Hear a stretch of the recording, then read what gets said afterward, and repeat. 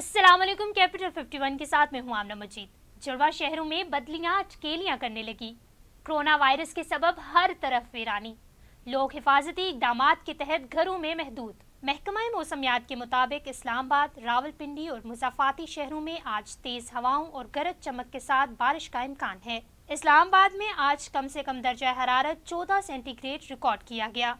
दूसरी जानिब हुकूमत पाकिस्तान और महकमा सेहत की जानिब से जारी करदा अलर्ट के बायस जुड़वा शहरों के बासी घरों तक महदूद है।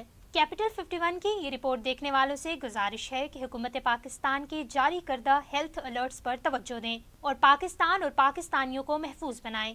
मजीद खबरों और अपडेट्स के लिए हमारा चैनल कैपिटल 51 सब्सक्राइब करें।